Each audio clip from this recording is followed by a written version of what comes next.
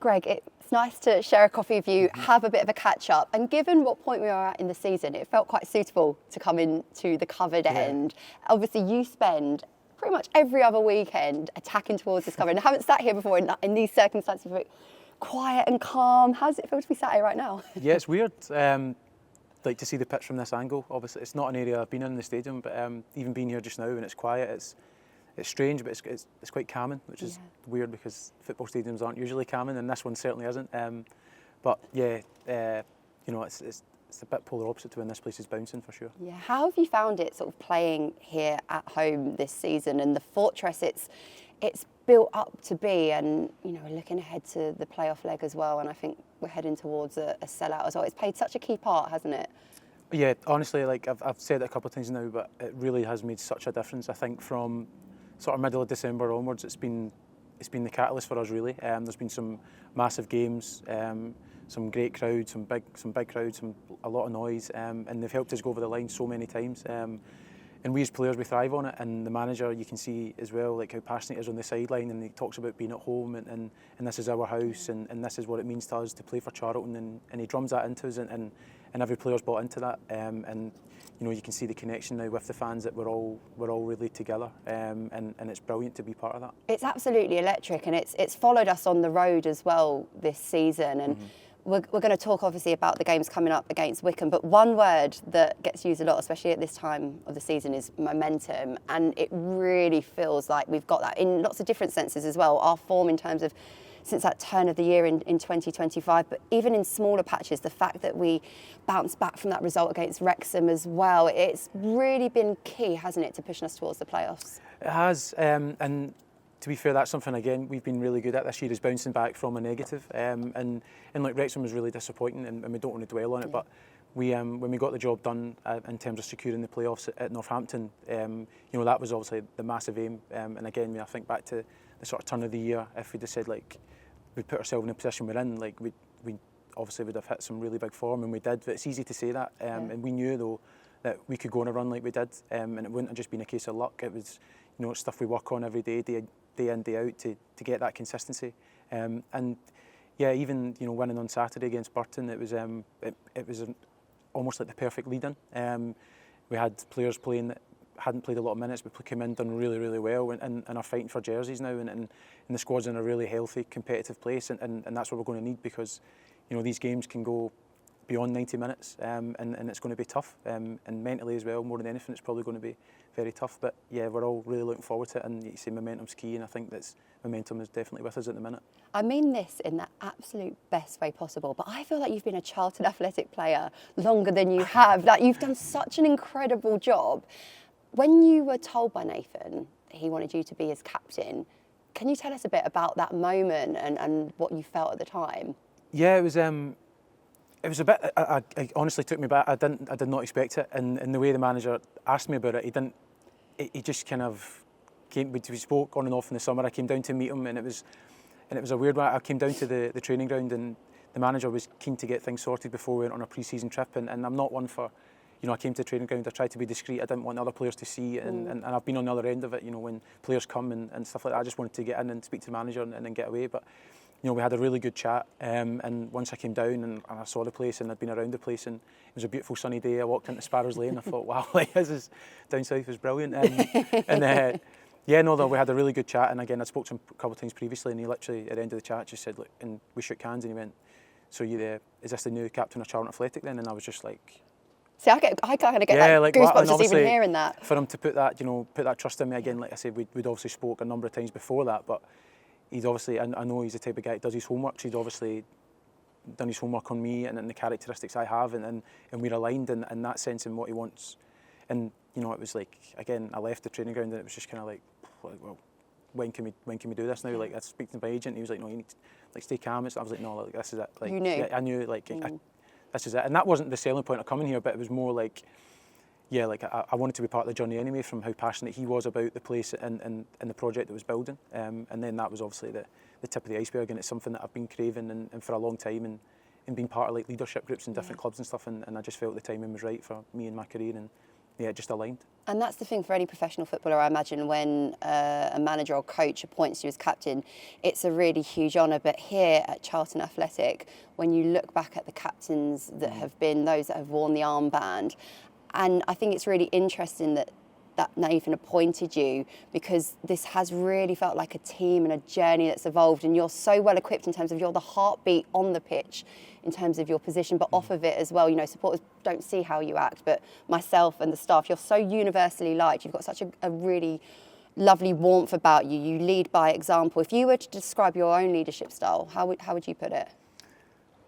Yeah, I think I pride myself on like getting on with everyone. Like I think I've came across so many different people now in football, and football's great like that. Like you come across loads of different backgrounds and people from different places all over the world. But I can't think back to dressing rooms where I've really had a dislike with someone. Do you know what I mean? And I like to speak to people, or I like to get to know people and things like that. And I think, like, and obviously I like to lead by example, of course, on the football pitch. Like I'll give my heart and soul, and I'll give everything every match day, every training day, and people know that. But for me, that's a given. But it's the side off the pitch. Like I like to speak to people, get to know about their lives and things like that, and just have conversations and stuff like that. And people have leaned on me this year, and it's been nice. Like I've liked that people have done that and came to me, and they felt that they could trust me to do that, and that's something that I take pride in as well. Like I am one person that if someone asks me for something, I would try and help them as best I can, and I'll always give my maximum to that person if I feel that I can help them. But the group is really, really good. Like I have to admit that. Like there are boys in there more experienced than me. I do feel like I'm an experienced player, but like we are a team of leaders as well. Yes. Obviously, I have the armband most of the time when I'm available to wear it. But we have a lot of leaders in that team, and I'm just proud that I am the one that that walks out first, and I do have the armband. Yeah, it's always this kind of team before self mentality. But I don't think we should overlook the fact as well that, as I mentioned just a couple of minutes ago, you're a brand new player who, despite all the experience in the world, it takes time, doesn't it, to adapt to a new routine, to a new environment. You've moved down to a different part of the country. So you had to do that. You had to find your feet in a team as well as be the captain. How did you find that? Because I can't imagine it was as easy as perhaps you made it look. Yeah, I'm glad you said that. Obviously, like it's I'm glad you thought it looked easy. Sorry, yeah, no, it was difficult. I think I'd been in my last club for 4 years. I'd been in my house for 4 years, stuff like that. So then, and when I'm now my father now, and I'm uprooting my son from nursery and things, and I start to feel a bit guilty about that. Look, but it had to happen, and I was waiting for the right chance. And like I said, when this came up, I knew it was the one for me. The project. It was a case of, what we can build here and what we can do here, and the belief and getting to the club to the sort of position it's in just now. Is what the manager talked about, but as players, we all believe that we could get there. But it did take time, and I think from, maybe the turn of the year, I admit maybe I hadn't played my best football at the very start of the season, still finding my feet a little bit. New environment maybe took me back a little bit more than I thought it would. But I feel like I really kicked on from sort of tail end of last year, and I feel like if I can play well myself, there's more chance of us winning on the pitch as a team. And I'm starting to really I found my feet at the turn of the year, and yeah, I've not really looked back really, and still want to improve, got loads to improve on, and the staff are on me a lot, the manager's on me a lot, and it's good. It's like we're not a team that can, we rest on our laurels after a good performance, and we haven't done anything yet. That's the thing. Look, we've got to a position where this club should be as a minimum in this league, but we still know there's a lot of work to do. But I'm enjoying every minute at the moment. Speaking to players throughout the season, win, lose or draw, there is always an insatiable hunger to get better, and I'm sure that, of course, is driven by the manager and his staff. But just almost reflecting on what you described there, I think if we were to look back at our season, it was quite clear there has been a vast amount of work done in the defensive third of the pitch. We were picking up the clean sheets, and speaking to Nathan, he was saying in the final third we're going to get there, we're going to need that fluidity. And then in terms of our midfield machinery, I mean, we're spoilt with so many good midfielders, but it has certainly felt like those dynamics have really, really clicked and solidified everything that we're strong about. Do you think that's fair? That was kind of, and that does take time because the midfield position, of course, is so important to both the other parts. It does, yeah. And then I think back to the game it really clicked was probably Northampton away. We had a really good result that day, and from then on we haven't really looked back. But the sort of formation we played that day, we've stuck to it, and we've found and again it's tough for the management team. You have a lot of new players coming in, and players are finding their feet and you're trying to get time, but sometimes you don't get time in football, and there's pressures from outside, and it's trying to stay the course and stay level. But I feel like that day we haven't really looked back, and that's when I look at it, the journey really started. And I feel it was a massive turning point for us, and it's put us into, you know, that consistency and that level. And we are very good at just, I feel like, staying in our lane, and we always have done. And you know, it's got us into a really strong position, and it's meant the season's extended, which is what we wanted. So it's good, you know, like I said to you earlier off camera, like I couldn't imagine waking up today and not going into training. I'm not ready for it to be over, and none of the boys are either, which is always a positive. Like we're in the place and we're really excited to be here, and that's, I feel like that's a really good thing. Let's talk about Wickham then. 2 massive games coming up. I wanted to get your thoughts really on how the team is approaching those 2 games, because we did the double over Wickham, 2 very contrasting 90 minutes, 2 different managers at the helm at Wickham, 2-1 victory here when they were absolutely flying, and then a couple of weeks ago at their place. Do we have to bottle the confidence of that, but draw a line under it and ensure that absolutely no complacency is in place now? Because it's almost like that campaign's there now. This is the playoffs. It's a whole different ball game. Yeah, and that's the thing. And I think, you know, like it is, obviously we'll reflect on those games, and I'm sure we'll watch clips of those games back, and when we're doing analysis and things, and maybe having the most recent Wickham game a couple of weeks ago, you have to take confidence from that. Of course you do. But the playoffs are a different ball game.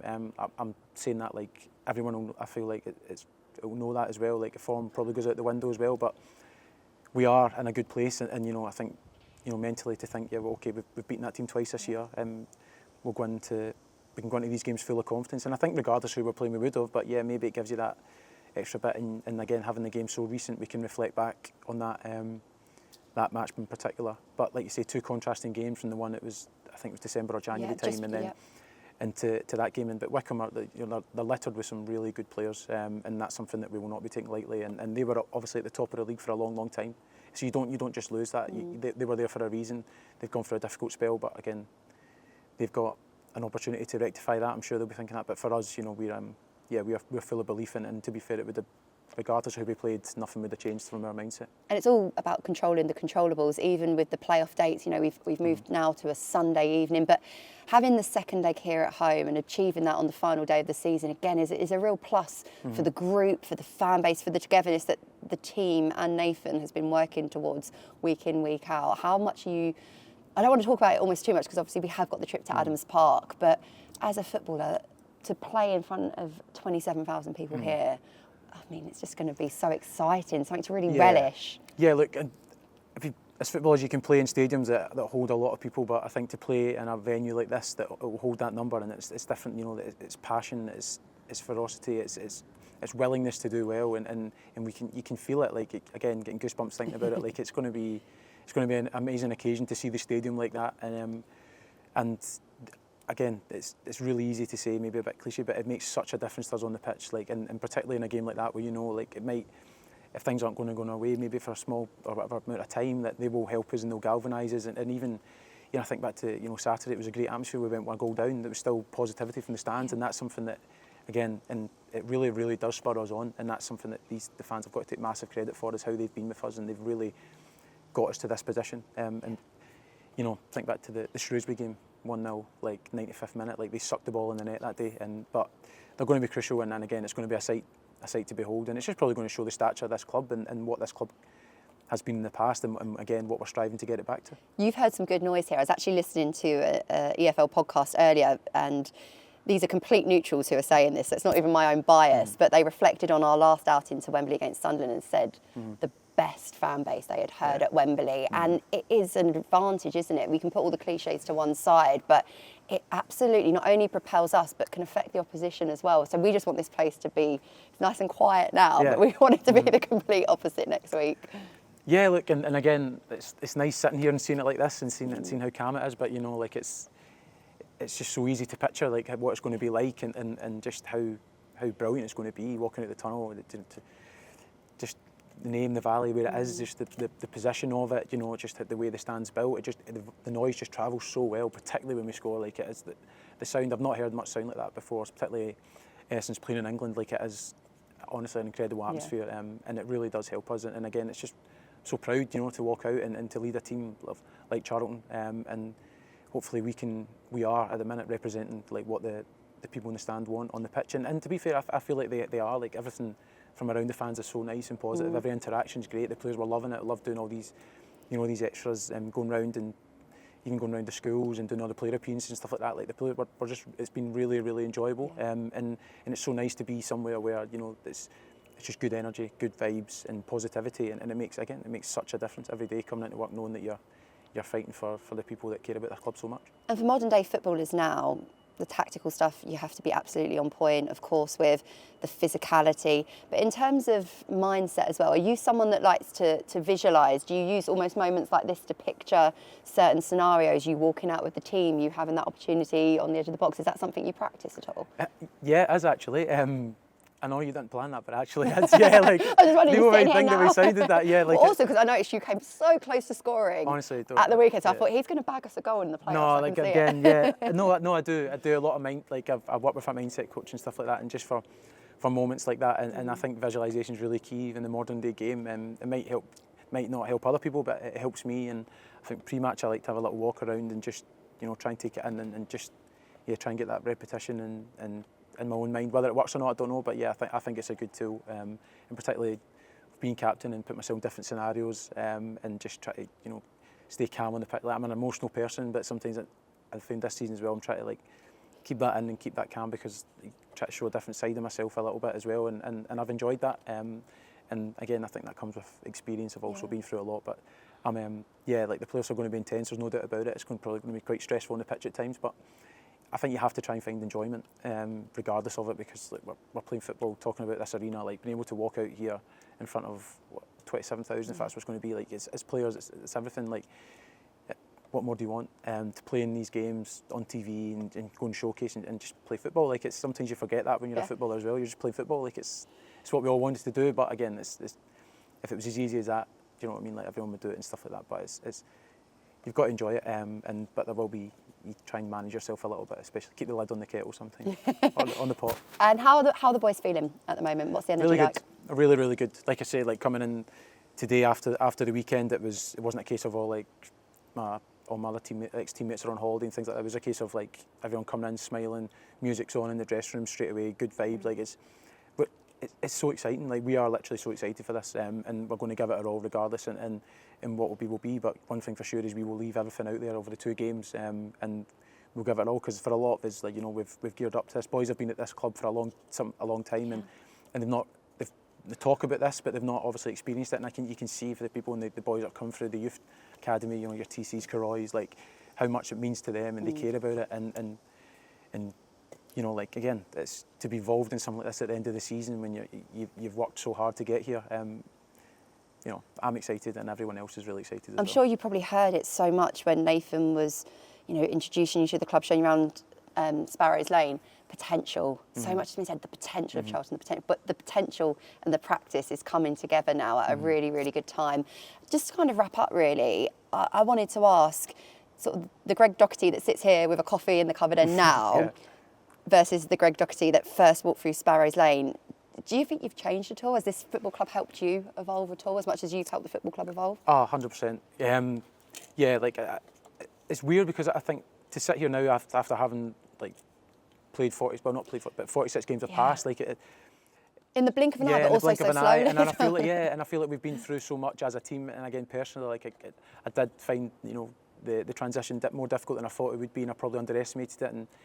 And but you know, I got through a difficult spell, and I feel like I came out it really strong, and I'm in a really good place now with, and my teammates, you know, that they've got full belief in me, the coaching staff, everyone's got belief in me, and I think, you know, they like me as a captain, which is a big thing for me, and it means a lot to me, that knowing that they respect me and they believe in me as well, and you know, as I look across the group we've got, and it's such a good group. Like, we're really serious, but we're not serious as well. When we are very good at, you know, both sides of it, and I think that's one thing again the manager allows us to do. It kind of allows the dressing room to run itself. So we've got, you know, myself, Lloyd as the vice captain, but you've got guys like, we've got so many experienced guys in that dressing room. Spoiled, really, aren't we? Yeah. That are just like, they make sure everything's done right day to day. No one's getting away with anything. No one's taking an inch. And to be fair, it's not even had to be that, if that's the case. But we're all pushing this. We're all desperate for this club to do well. And like you say, when the manager talked about it, he didn't need to kind of sell the club. I knew what the club could be, but, you know, just be part of the project and just have the belief and walk in the door and knowing that everyone believes in what we want this club to be is just a massive thing. We all believe it. We all believe in you. I think on behalf of all Charlton Athletic supporters, feel really reassured, safe and confident with you leading the team out. And I just want you to enjoy it, and best of luck to you and all the boys. I feel like we've got some good memories left to write this season. I appreciate that, thank you. And yeah, hopefully we'll give it our all, and then hopefully we're smiling come the end of May. Absolutely. Thank you, Greg. Thank you.